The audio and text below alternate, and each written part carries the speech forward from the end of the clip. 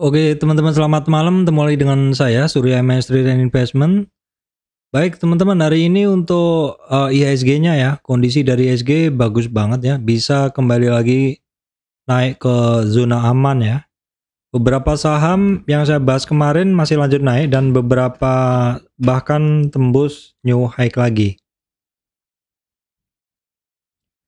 Oke, sebelum masuk materi, saya sampaikan informasi penting untuk teman-teman semuanya bahwasanya saya Surya MS Trade tidak terima titip dana trading dalam bentuk apapun. Ya, teman-teman, hari ini IHSG-nya bisa masuk ke zona aman ya. Yaitu bisa naik di atas closing di atas 7144 ya. IHSG-nya naik 1,36%, naik hampir 100 poin ya. Kayaknya sempat ke 100 poin tadi di 96 sekian per closing seperti itu ya. Jadi hari ini IHSG-nya bisa sangat powerful ya, karena kalau kita lihat saham-saham penggerak indeks secara umum banyak pada bergerak naik ya teman-teman, yaitu adanya duo dari Brand dan TPIA, di mana Brand hari ini kembali naik, tadi sempat di 10.000 sekian gitu, 10.450 ya untuk Brand. Terus kemudian juga TPIA hari ini ngegas lagi, bahkan sempat di 9.300, nanti ada penjelasannya kenapa demikian. Terus kemudian overall banking hari ini ya cukup serentak bergerak naik ya. Walaupun closingnya beberapa ada bantingan lagi dan kondisinya masih net sell. Oke, terus kemudian ada ICBP juga naik. Terus kemudian saham-saham Pak Prayogo secara umum juga naik ya. Dan juga adanya dorongan tambahan dari AMMN yang saat ini berada di urutan keempat dari saham-saham market cap tinggi. Sehingga memang hari ini powerful banget bagi IHSG, sehingga naiknya adalah bisa mendekati 100 poin. Ya teman-teman, kita lihat dulu untuk kondisi regional ya. Regional memang sebenarnya B aja ya. Kenaikan dari Dow Jones masih on track. Kenaikannya ya biasa aja, Dow Jones 0,3 plus, Nasdaq 0,7 plus, dan S&P 500 0,4 plus. Bursa Eropa mix, bursa Asia juga mix. Oke, kita lihat dulu untuk harga komoditas ya. Kita cek dulu untuk harga komoditas. Kita cek dari ini. Mulai lagi lambat ya. Ini adalah commodity index. Kalau kita lihat seperti ini, yaitu indeks komoditasnya ada penurunan teman-teman ya. Biasanya kalau indeks komoditas penurunan, overall harga komoditas mengalami penurunan. Kita bisa ngelihat crude oil turun ya, 77 sekian dari 79 sekian, Brent turun, batu bara juga turun ya. Emasnya malah yang naik ya teman-teman, nanti bisa dilihat saham-saham terkait emas, Antam, MDKA itu pada naik teman-teman. Kemudian palm oil masih disupport, timah ada pergerakan naik, nanti teman-teman lihat saham-saham terkait metal juga pada naik dan nikel juga pada naik. Jadi walaupun saham-saham energi, komoditas energi ya teman-teman, komoditas energi seperti crude oil ya, Brent, kemudian coal mengalami penurunan, tapi untuk permetalan emas ya, terus kemudian timah maupun nikel justru mengalami kenaikan ya teman-teman.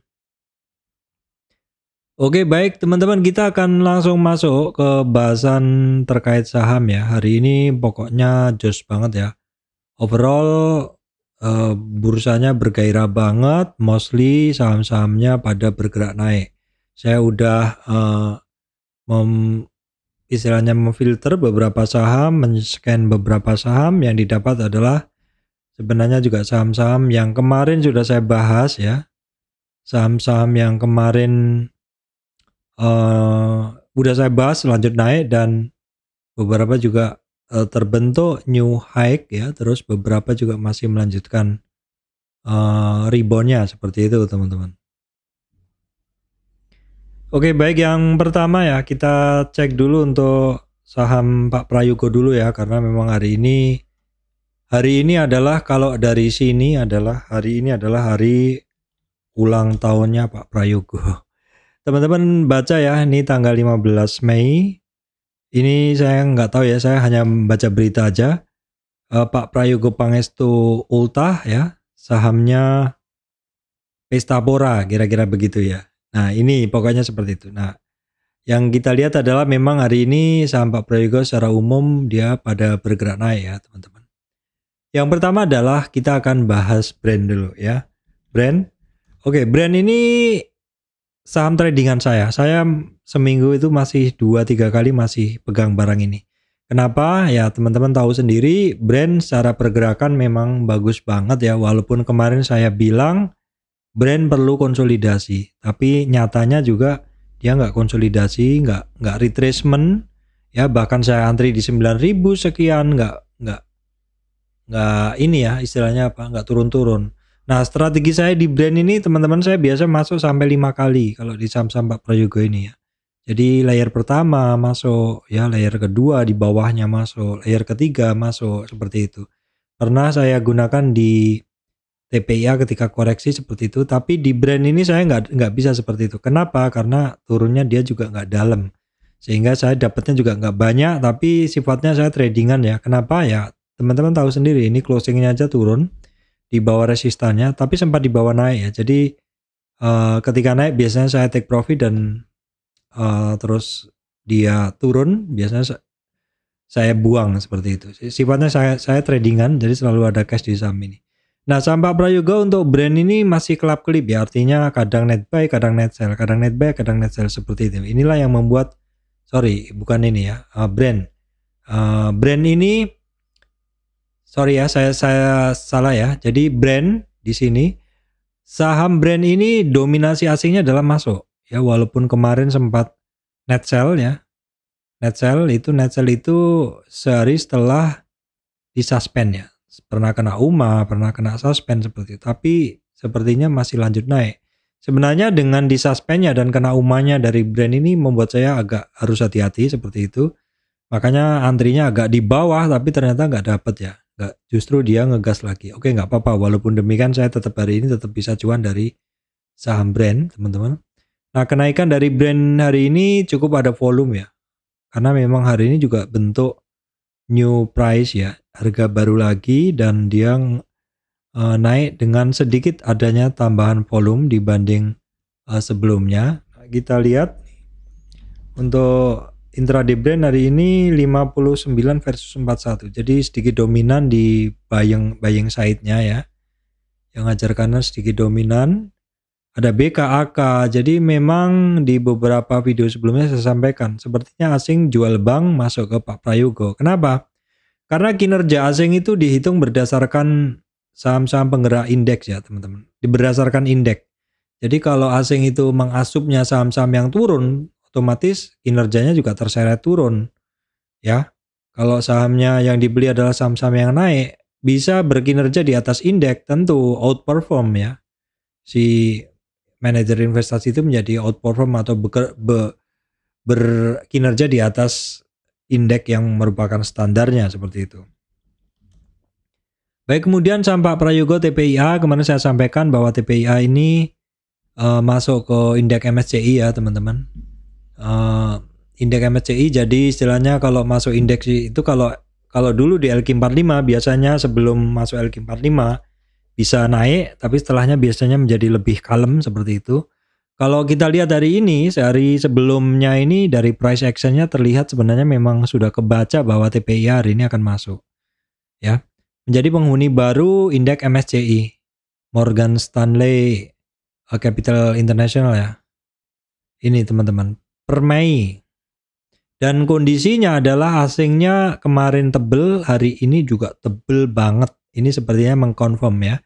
Sehingga saya lingkarin, dan TPIA akan menjadi saham yang setiap hari saya pantau. TPIA tentu juga brand ya teman-teman. Tentu juga brand. Kita akan lihat dulu intraday dari saham TPIA. Oke. Sebenarnya imbangnya ya, buyer sellernya imbang ya. Tidak ada yang signifikan hari ini. Namun sama masih yang masuk ada AK dan BK. Oke, baik, kemudian ini adalah saham Pak Prayogo juga ya. Ini adalah Petrosi. Petrosi teman-teman ini masuk pantauan saya karena naik dengan volume ya. Walaupun asingnya masih selang-seling net buy net sell. Tapi Petrosi ini ya teman-teman lihatlah, ini kan diakuisisi Cuan ya. Dan ini juga saya bahas sudah dari bawah ya. Dan dari 5.000 sudah ke 8.000 udah tembus resistan seperti itu. Dan hari ini adalah new high dari Petrosi. Jadi selamat buat teman-teman yang masih hold ini barang ya. Karena memang di drive karena adanya ini corporate action, corporate action seperti itu. Jadi memang itu ngedrive dari pergerakan saham ini teman-teman ya. Terus Petrosi kita cek dulu ininya intraday-nya ya. PTRO. Oke, kita cek di sini terlihat dominasi 59% buy at over ya, atau yang hajar kanan masih dominan untuk di Petrosi hari ini.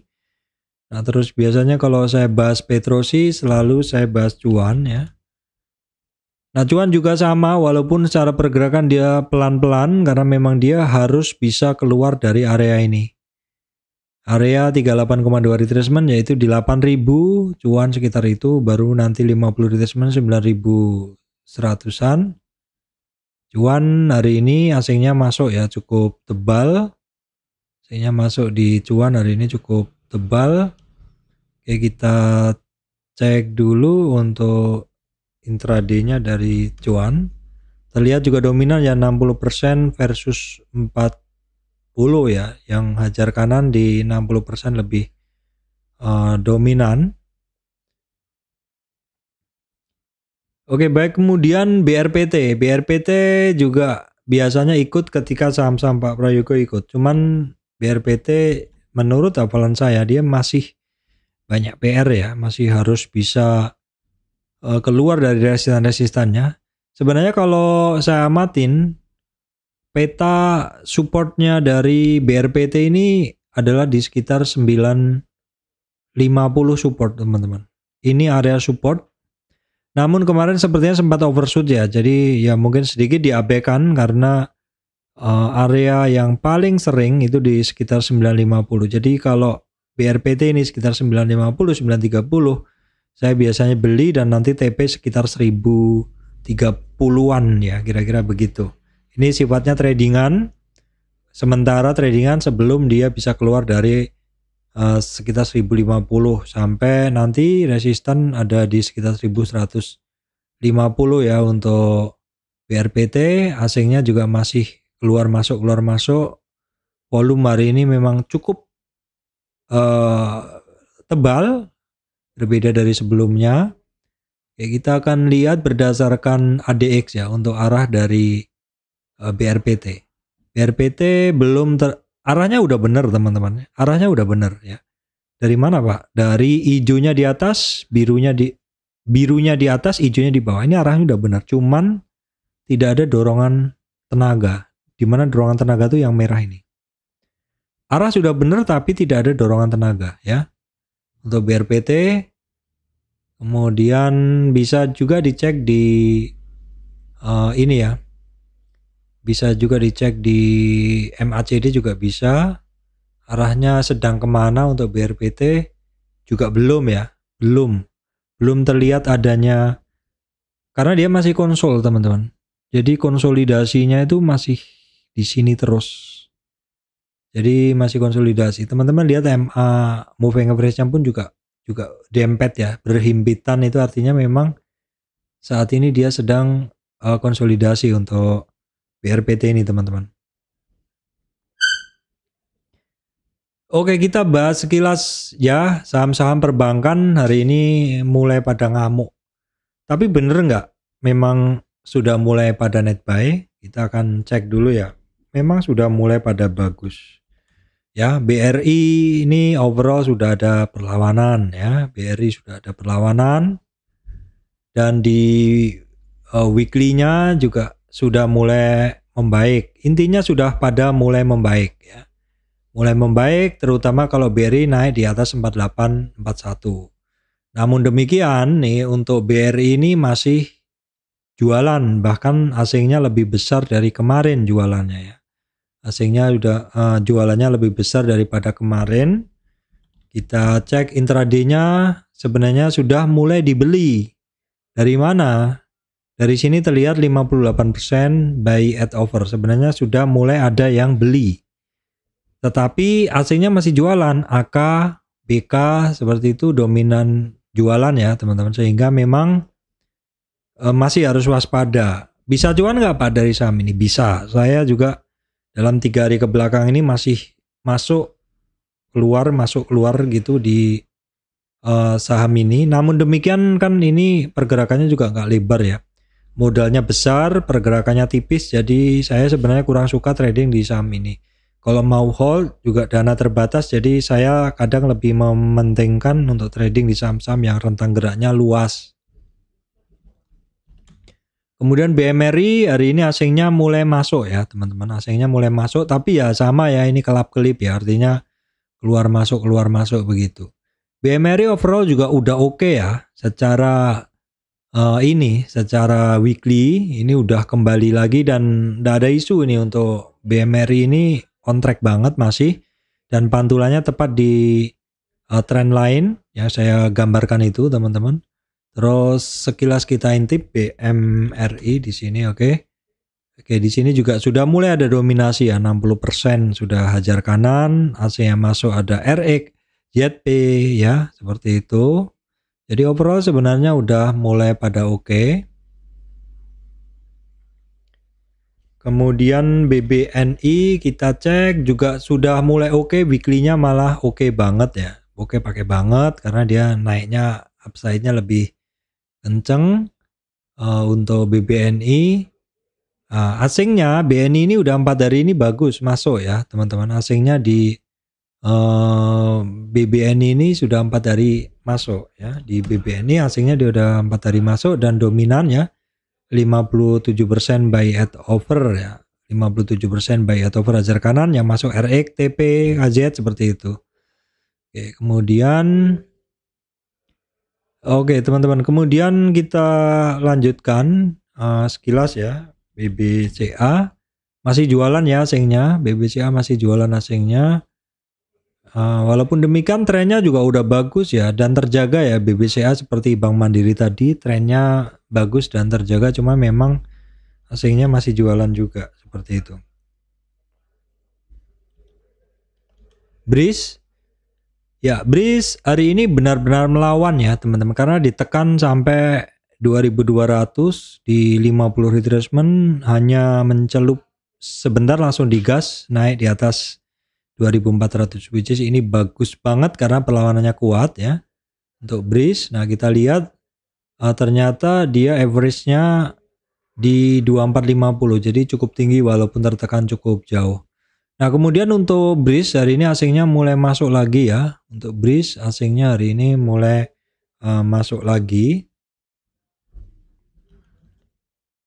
Baik, kemudian untuk BNGA weekly, kayak saya gunain weekly juga bagus juga ya, dalam tren yang lebih pendek di sini. Untuk BNGA ini juga mampu di atas 1830-an ya, walaupun kayaknya untuk asingnya masih net sell. Tapi memang overall perbankannya udah mulai pada cukup bagus. Baik, saya simpulkan ya, untuk perbankan weekly-nya udah pada bagus ya. Beberapa sudah net buy, net sell, tapi masih berselang-seling seperti itu. Terus kemudian kalau kita lihat saat ini adalah era atau tren suku bunga tinggi ya. Suku bunga tinggi sepanjang inflasi mungkin masih naik seperti itu.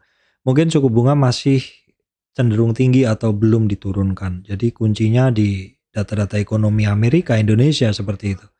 Dan juga harga-harga komoditas apakah masuk, apakah terganggu suplai komoditas karena geopolitik seperti itu. Kita masih harus memantau pergerakan itu. Kalau misalkan itu semuanya stabil, cenderung stabil, maka ya mungkin perbankan dapat angin segar ya, karena kita nggak bisa bohong ya, dengan kondisi perbankan yang memang dominasi asing yang masuk ya di perbankan seperti ini, kita nggak bisa bohong, memang perbankan ini merupakan favoritnya asing. Dan kalau dia punya banyak sekali dan jualan, ya mau nggak mau harganya akan turun karena dominan buyer, dominan seller ya, kira-kira seperti itu. Overall bisnis banking bagus, cuman timingnya mungkin sekarang kita juga harus secara rutin ngecek kondisi-kondisi yang udah saya sampaikan tadi, teman-teman. Nah, terus kemudian tadi saya sampaikan ya, termasuk harga-harga komoditas emas ya, metal itu pada naik ya, teman-teman. Jadi kita bahas sahamnya. Yang pertama Antam ya. Antam daily kita bisa ngeliat ada sedikit pergerakan ya, lebih tinggi.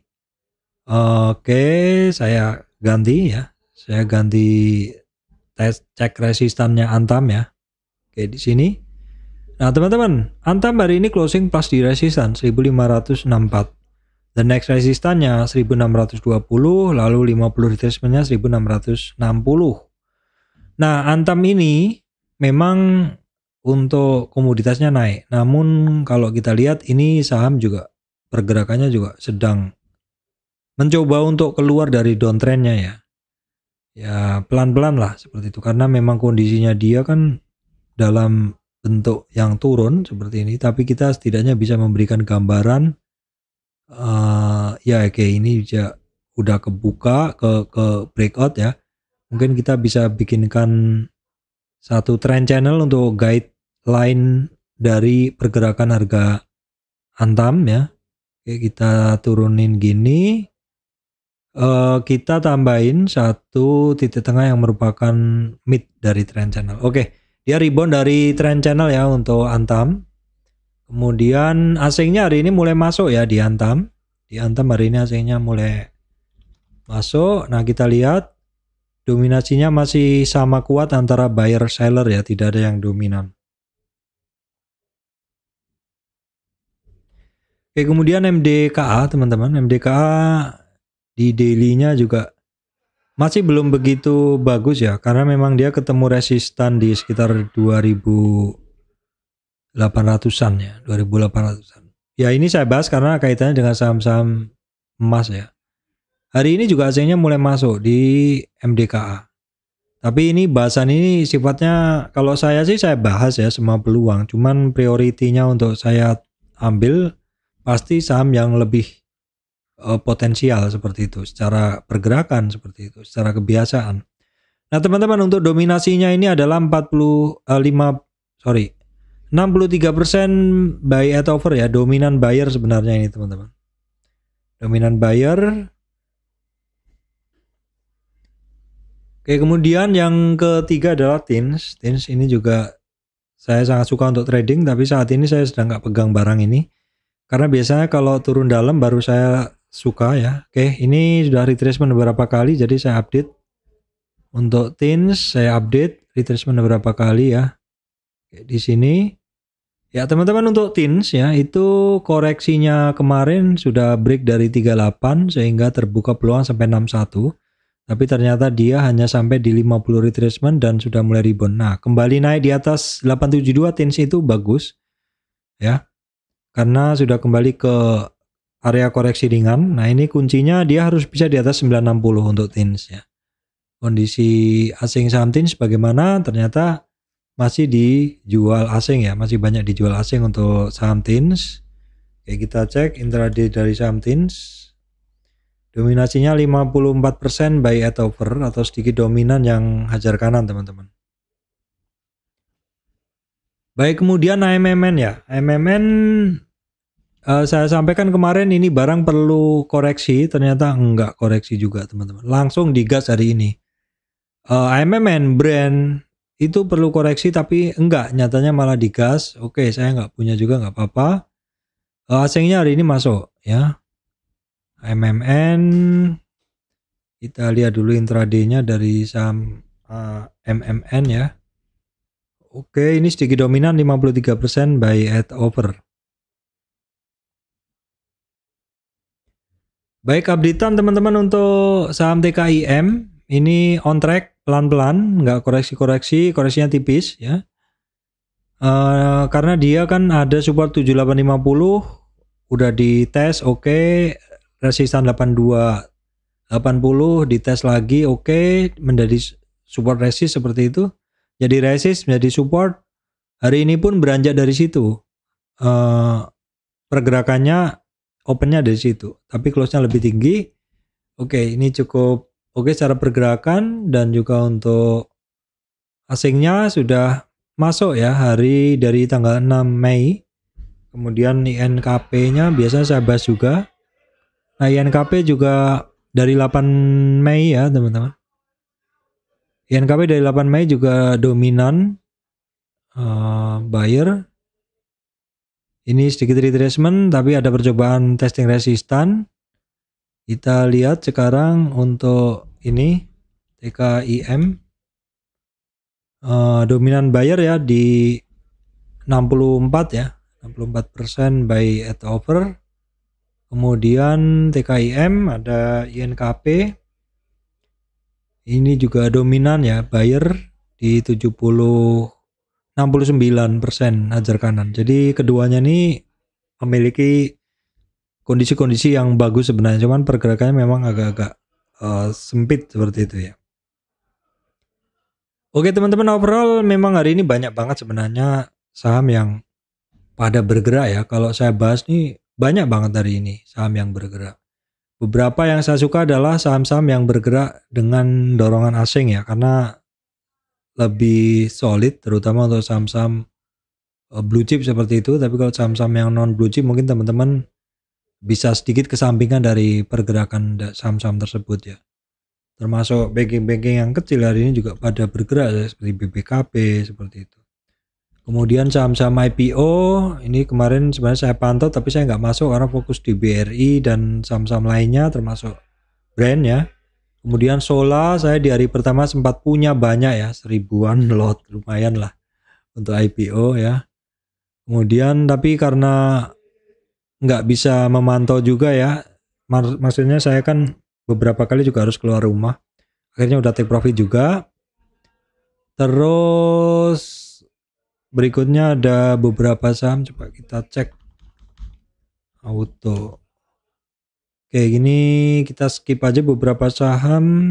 Kemudian apa ini? Sebenarnya banyak sekali saham yang bergerak hari ini, cuman tidak semuanya merupakan saham-saham yang biasa saya pantau ya, jadi nggak harus kita makan semuanya.